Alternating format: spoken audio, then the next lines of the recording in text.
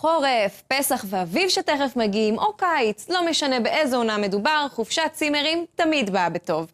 כדי שדברים לא ישתבשו, הנה כמה טיפים לבחירה נכונה של צימרים מיד בקונקשן.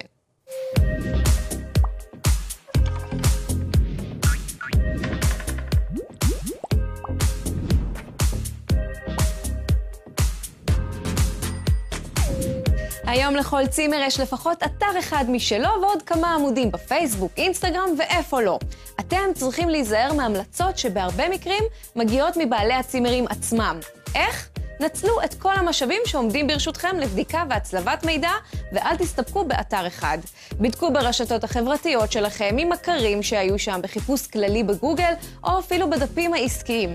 כן, זה נשמע מעייף, אבל סך הכל מדובר בכמה דקות שיחסכו אחר כך הרבה כאבי ראש. ברוב המקרים שעות הכניסה לצימרים הם צהריים מאוחרים ושעות היציאה בצהריים המוקדמים. אנחנו ממליצים בכל זאת לבדוק את העניין, כי בכל צימר הסיפור יכול להיות מעט שונה. לפי זה תוכלו לתכנן את החופשה שלכם. אם הכניסה היא בשעה מאוחרת, תכננו עצירות בדרך, שילוב אטרקציות. בחלק מהמקרים, אם תתאמו מראש, תהיה גמישות מצד בעלי הצימר בשעת הכניסה או העזיבה. כאשר מזמינים צימר, חשוב לשים לב למדיניות ביטול ההזמנה. החוק קובע כי אפשר לבטל כל עסקה בתוך 14 יום מיום ההזמנה, בתנאי שהיא נעשתה לפחות שבוע לפני ההגעה לצימר.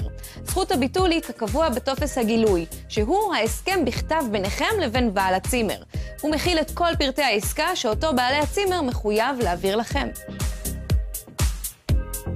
קראו טוב טוב על מה אתם משלמים ומה אתם מקבלים. הקדישו רגע לקריאת האותיות הקטנות, ובדקו האם יש התייחסות למע"מ, האם תידרש תוספת תשלום עבור ארוחות, או חימום הבריכה, או בכלל שירותים אחרים שמציע המקום. תמיד בדקו האם ישנם פרטי קשר של בעל הצימר ורישיון עסק, על מנת שבמידת הצורך ניתן יהיה לפנות אליו לשאלות נוספות, לוידוא ההזמנה, ובכלל לדעת שהעסקה בטוחה. חשוב לציין שבמקרים חריגים כשצריך לבטל את ההזמנה לאחר הזמן המאפשר בחוק החזר כספי מלא, העניין נתון לשיקול דעתו של בעל הצימר, ולכן כדאי לברר הכל מראש. אז נכון, לרוב מדובר בחופשות קצרות שנראות קלות לביצוע, שזה די נכון, רק אל תשכחו שגם ביומיים בלבד עלולות לצוץ בעיות שניתן לחסוך מראש.